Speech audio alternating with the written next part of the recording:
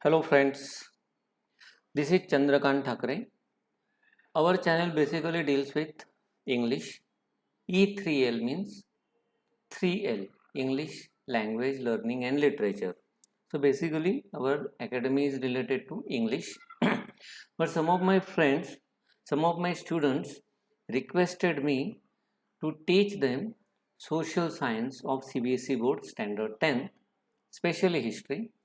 So today I am going to start the first chapter, that is India and the contemporary world.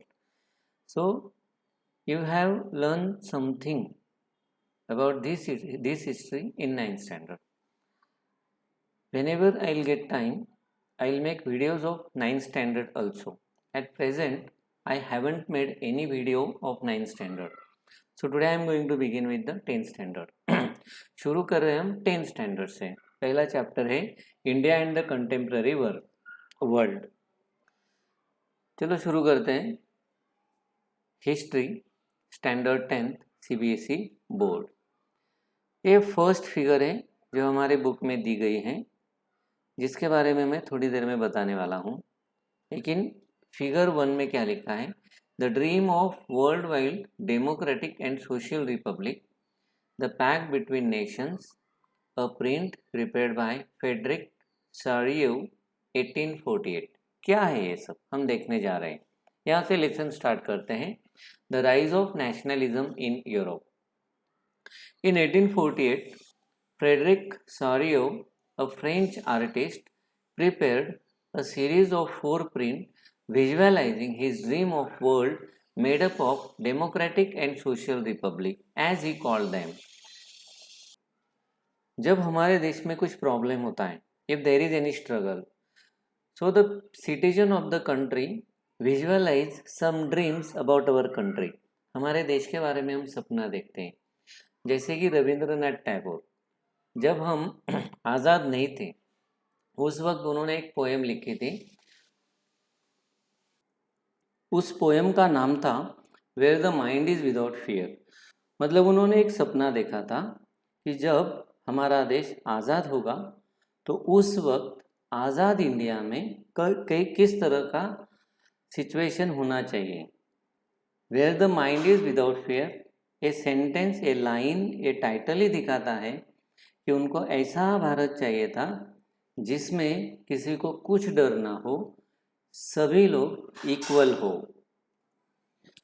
बिल्कुल उसी तरह 1848 में Frederick सॉरियो नाम के जो बड़े आर्टिस्ट थे, और फ्रेंच आर्टिस्ट, बहुत बड़े आर्टिस्ट थे, उन्होंने भी एक सपना देखा था अपने देश के बारे में. तो उसके तहत उन्होंने 4 प्रिंट्स बनाई थी जिसमें उन्होंने विजुअलाइज किया, मतलब सपना देखा. जिस सपने में उन्होंने देखा world is made up of democratic and social Republic. Democratic मतलब ऐसा देश होता है जिसमें सभी लोग इक्वल होते हैं और सभी लोगों को जो बेसिक चीज़ें होती है उसका राइट होता है, जैसे जीने का हक है, एजुकेशन का हक है, जस्टिस का हक है. उसी तरह से उन्होंने वो जो वर्ल्ड है जिससे वो बनाना चाहते हैं अपने सपने में, वो वर्ल्ड एक सिस्टम है गवर्नमेंट का जिसको कहते हैं सोशल रिपब्लिक. ये सिस्टम चाहते हैं. मतलब जो वर्ल्ड बनने वाला है उनके सपने का, उसमें उनको कौन सी सिस्टम चाहिए? Democratic and social Republic. क्या होता है इसका मतलब सोशल रिपब्लिक का? सोशल रिपब्लिक में जो पावर होती है, अंतिम पावर मतलब फाइनल अथॉरिटी, वो लोगों के पास होती है. लोग चुन के देते हैं अपनी सरकार. अगर सरकार पसंद आती है तो ठीक है, नहीं तो वोटिंग के अपने हक से, राइट से वो चुनी हुई जो पहली गवर्नमेंट थी उसको हटा के दूसरी गवर्नमेंट वहाँ पे इंस्टॉल करते हैं. इसी को सोशल रिपब्लिक कहते हैं.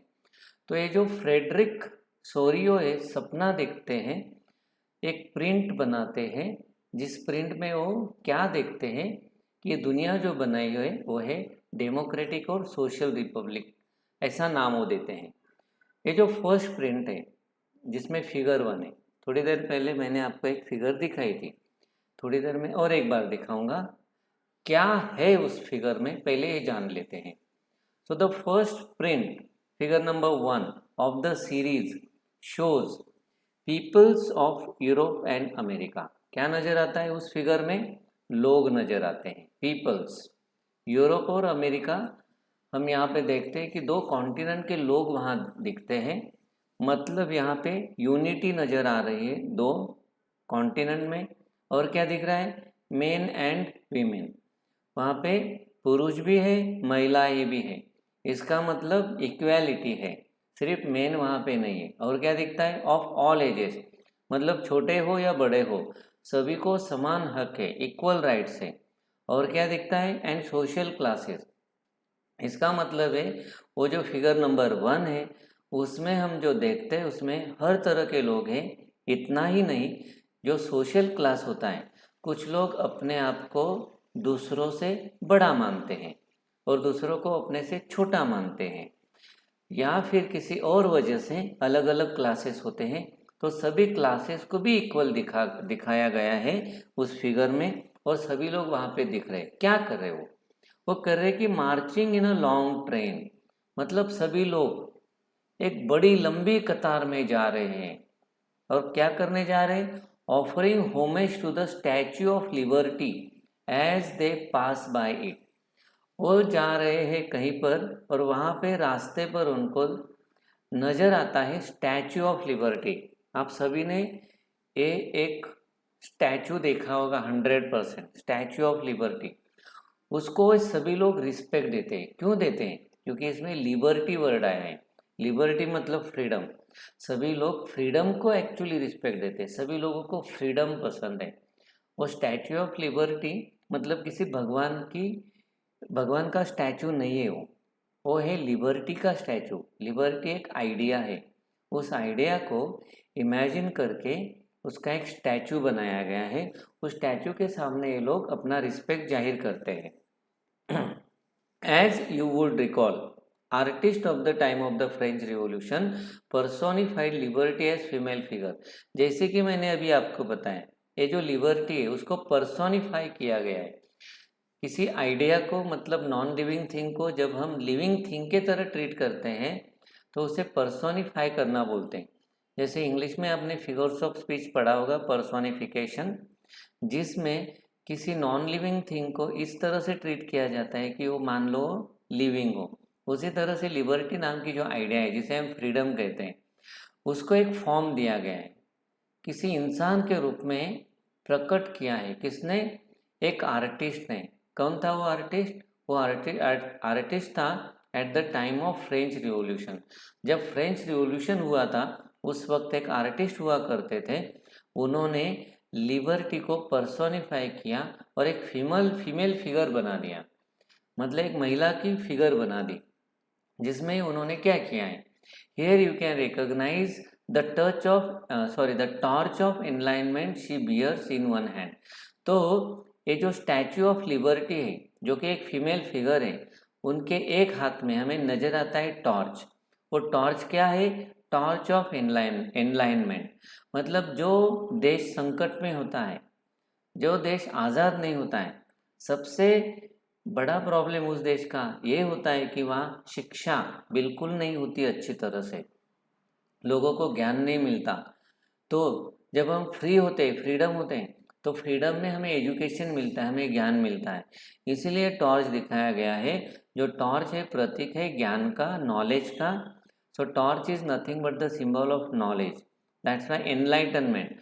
After getting education we get enlighten, मतलब हमें ऐसा समझ लो कि जब आप अंधेरे में चलते हैं और अचानक से टॉर्च आप जलाते हैं तो उसमें जो लाइट आता है आपको सभी नज़र आता है। उसी तरह से ज्ञान का होता है। जब हम अज्ञानी होते हैं तो हमें किसी चीज़ का मतलब समझ में नहीं आता, लेकिन जैसे हम पढ़ते हैं लिखते हैं, ज्ञान हमें प्राप्त होता है, तो उसके बाद हम एनलाइटन हो जाते हैं, मतलब हम कुछ हमें पता है, इस तरह की जो फीलिंग होती है उसे एनलाइटनमेंट कहते हैं। तो बियर्स मतलब होल्ड करना, उन्होंने एक हाथ में टॉर्च होल्ड किया है। And the charter of the rights of main in the other hand, जो दूसरे हाथ में क्या है वो बहुत इंपॉर्टेंट चीज़ है, जहाँ जो कि एक चार्टर है। चार्टर मतलब एक समझ लो कि कॉपी है, जिस कॉपी में क्या लिखा है? कॉपी में लिखा है राइट्स ऑफ मैन, मतलब लिबर्टी क्या होती है? लिबर्टी मतलब हमें एजुकेशन मिलता है, ज्ञान मिलता है, साथ साथ हमें हक मिलते हैं, राइट्स मिलते हैं। जो सिंबलाइज किया है फीमेल फिगर के तरह, 2 हाथ है, एक हाथ में टॉर्च और एक हाथ में चार्टर जो कि एक कॉपी है जिसमें लोगों के क्या क्या हक है वो होते हैं, वो वहाँ पे मेंशन किए गए। ठीक है, आगे बढ़ते हैं। On the earth, in the foreground of the image, lie the shattered remains of symbols of absolutist institution. वो जो लिबर्टी है, स्टैच्यू ऑफ लिबर्टी, उसका जो फोरग्राउंड है, समझ लो कि बैकग्राउंड है, बैकग्राउंड में हमें क्या नजर आता है? शैटर्ड रिमेन्स, मतलब सब यहाँ वहाँ कुछ चीज़ें हमें फैली नजर आती हैं। जो रिमेन्स है, कुछ चीज़ होती है जो टूट जाते हैं, उसके बाद जो बचा कुचा होता है उसे हम रिमेन्स कहते हैं, जो एक जगह पे नहीं कहीं कहीं पड़ा है। तो क्या है वो भी एक सिंबल है। वो टूटी फूटी चीज़ भी सिंबल है। किस चीज़ का सिंबल है? Absolutist institution. जैसे कि मैंने अभी आपको बोला, लिबर्टी सभी को चाहिए, लेकिन जब लिबर्टी नहीं होती है तो उस वक्त ऐसा गवर्नमेंट होता है जो गवर्नमेंट ऑटोक्रेटिक होता है, मतलब मोनोपोली होती है। वहाँ पे कोई एम्परर होता है या किंग होता है, वो अपनी मर्जी से सरकार चलाता है जिसमें लोगों को हक नहीं होता। तो ऐसी गवर्नमेंट को क्या कहते हैं? एब्सोल्यूटिस्ट इंस्टीट्यूशन, जो कि ख़त्म हो चुके हैं। सपने में देख रहे हैं आर्टिस्ट, ख़त्म हो चुके हैं और उनकी जो बची कुची चीज़ें हैं वो पड़ी बिखरी नज़र आ रही है। एक सिंबल है फ्रीडम का। In Sorrieu's utopian vision, the peoples of the world are grouped as distinct nations identified through their flags and national costumes. तो ये जो पिक्चर है, जो फिगर है सॉरियोस की, जो फिगर नंबर 1 अभी हमने देखी, उसमें क्या नज़र आता है? उसमें नज़र आता है यूटोपियन विजन। यूटोपियन विजन मतलब ऐसा विजन जो कि एक्चुअली असल में पॉसिबल नहीं है, जो सिर्फ सपना है। उसमें नज़र आते हैं पीपल्स। कहाँ के peoples? Peoples of the world. किस तरह से आए हैं? अलग अलग ग्रुप्स में आए। तो ये जो ग्रुप्स में आए हैं, हमें किस तरह से समझ में आता है?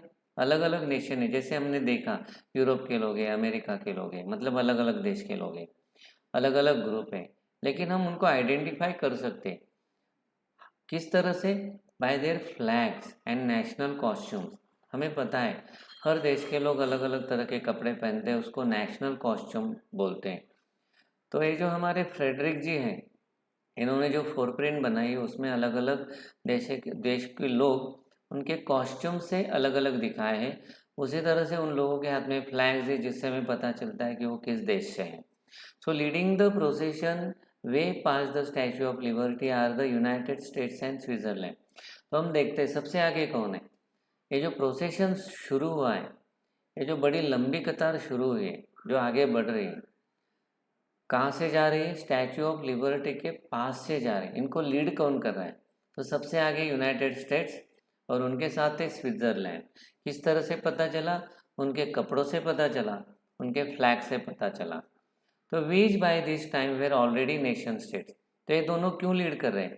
क्योंकि दोनों ऑलरेडी क्या है? नेशन स्टेट्स हैं। तो नेशन स्टेट्स, ये कॉन्सेप्ट है, हमें समझ लेना है। नेशन स्टेट्स मतलब क्या होता है? जिसमें लोग ये समझते हैं कि हम सब एक हैं, हमारा वंश एक है, हमारी फीलिंग्स एक है, हमारे कपड़े एक है, हमारी भावनाएं एक हैं। इस तरह से अपील करते हैं। लोग भी समझते कि हाँ ऐसा हो सकता है और इसी भावना से सब लोग एक आते हैं। तो यूनाइटेड स्टेट्स और स्विट्ज़रलैंड ऑलरेडी एक हो चुके हैं, जबकि हमें पता है कि ये आज के ज़माने में ये ठीक बात नहीं है। आज ऐसा कुछ होता नहीं। सभी एक वंश के होते नहीं, सभी एक वंश के होते नहीं, एक धर्म के होते नहीं, सभी एक जाति के होते नहीं। अलग अलग रहन सहन है। हमारे इंडिया में तो कितने तरह के लोग रहते हैं, जितने तरह के स्टेट से उतने तरह के लोग हैं।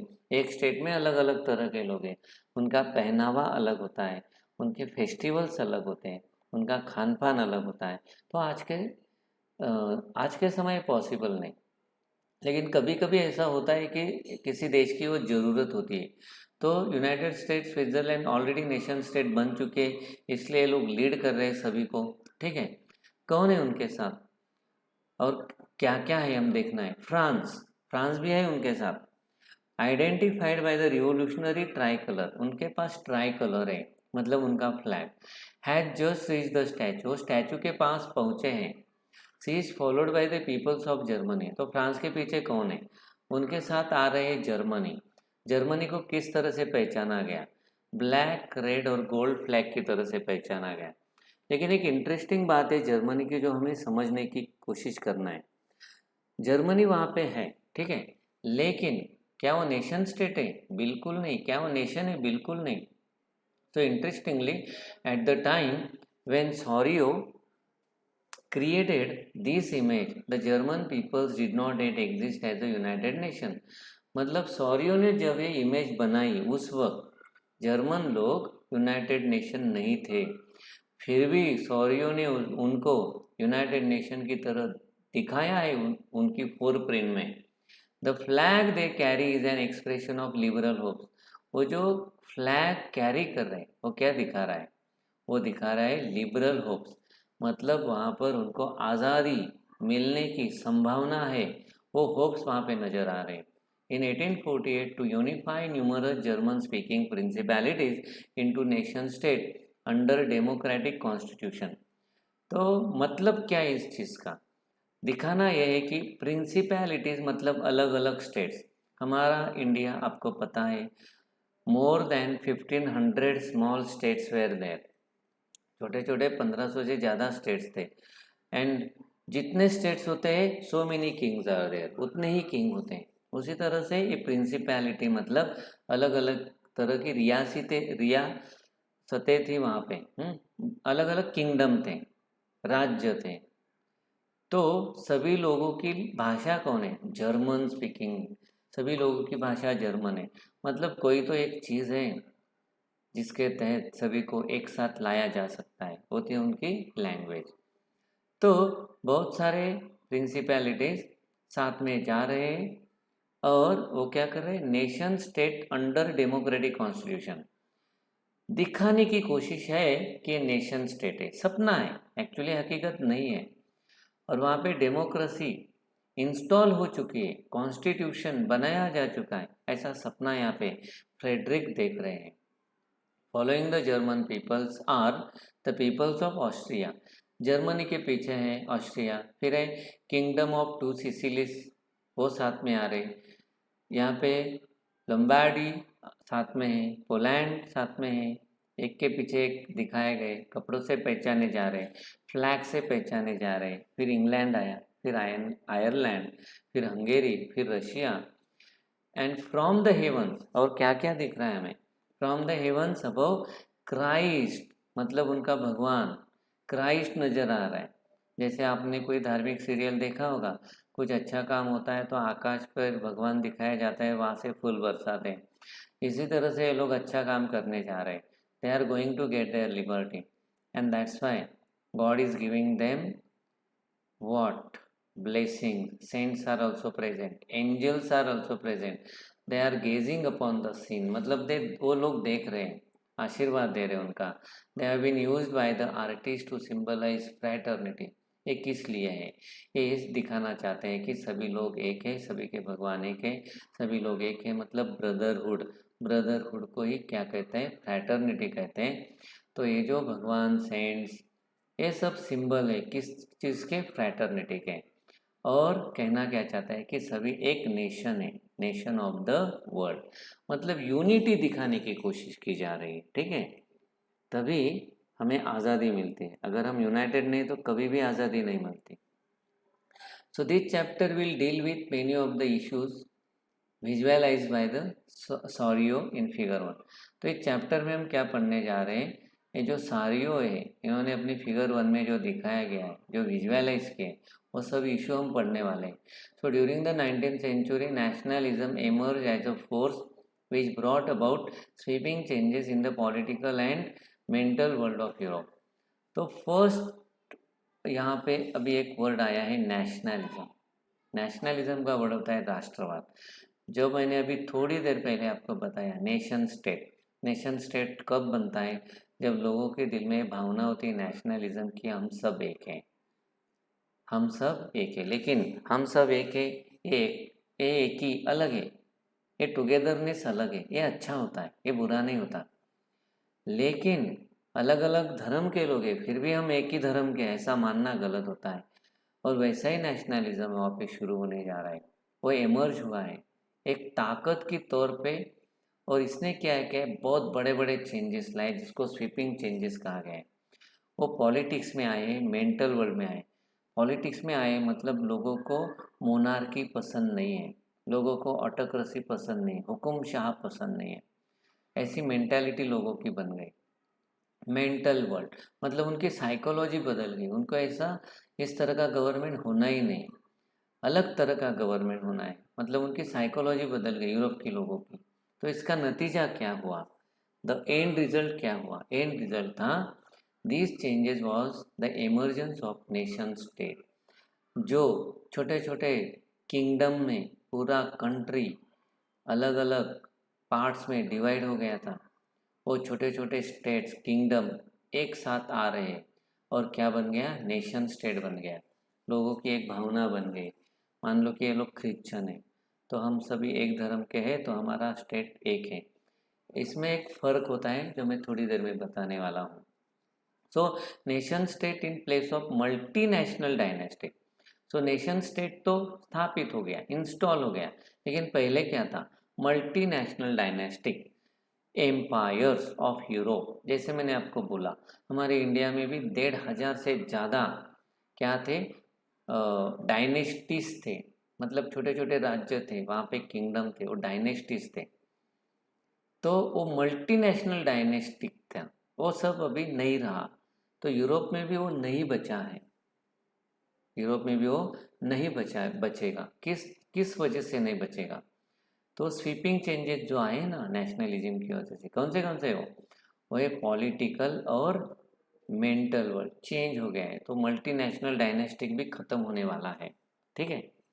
The concept and practices of modern state in which a centralized power exercised sovereign control over a clearly defined territory had been developing over a long period of time in Europe। मैंने अभी थोड़ी देर में बताया, ये जो nation state है एक concept है, जिसमें मैंने बोला कुछ चीज़ें बोली, आपको मैं फिर से दोहराऊंगा। लेकिन यहाँ पे एक नई चीज़ आई है, वो एक कॉन्सेप्ट, नया कॉन्सेप्ट आया है, जिसमें मॉडर्न स्टेट आया है। एक नेशन स्टेट है और मॉडर्न स्टेट है। मॉडर्न स्टेट में क्या होता है? सभी लोग इक्वल है, सभी लोगों को वोटिंग का राइट है। तो ये लोग क्या करेंगे? वोट करेंगे, अपना एक गवर्नमेंट चुन के देंगे। वो गवर्नमेंट क्या होती है? गवर्नमेंट होती है सेंट्रलाइज्ड पावर। और वो कहाँ पे रूल करेगी?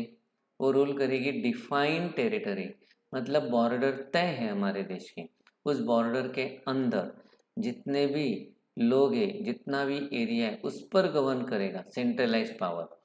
लोग गवर्न करेंगे क्या? नहीं। मान लो कि अरुणाचल प्रदेश में कुछ गड़बड़ है और मैंने डिसाइड किया कि चलो मैं सैनिक भेजूंगा अरुणाचल प्रदेश की बॉर्डर पर, और सभी 10th स्टैंडर्ड के स्टूडेंट को वहाँ पे लेके जाऊंगा, चलेगा? No, it will not work. Why it will not work? Because this authority has been given to the government. Government will do everything. The soldiers are under the control of government. Army is under the control of government.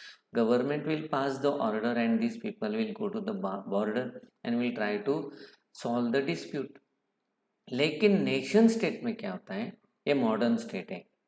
अभी हम जिस बारे में पढ़ रहे थे, हम पढ़ रहे थे नेशनलिज्म में, हम पढ़ रहे थे नेशन स्टेट के बारे में। नेशन स्टेट में पूरी तरह से गवर्नमेंट फाइनल अथॉरिटी नहीं है, इसमें लोगों के पास भी हक है, लोग भी अपना काम करते हैं सभी लोगों को यूनाइट करने के लिए। तो मान लो यहाँ पे सभी लोग इन्वॉल्व हैं, और मॉडर्न स्टेट में सिर्फ गवर्नमेंट इन्वॉल्व है। तो ये फ़र्क है, हमें याद रखना है। ठीक है। ये जो मॉडर्न स्टेट है, अभी जो हमें नज़र आता है, हमारे देश में भी मॉडर्न स्टेट है, सभी जगह पे मॉडर्न स्टेट है, ये बनने में बहुत वक्त लग जाता है, लॉन्ग पीरियड। यूरोप में भी बहुत वक्त लग गया, वहाँ पे मॉडर्न स्टेट आज है। पहले तो उनको नेशन स्टेट बनाना था, वो उनका प्रॉब्लम था।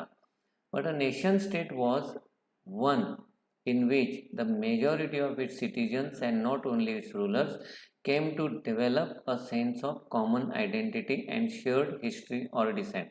मैंने आपको बोला नेशन स्टेट में क्या होता है, not only rulers but also citizens they come forward to develop a sense of common identity.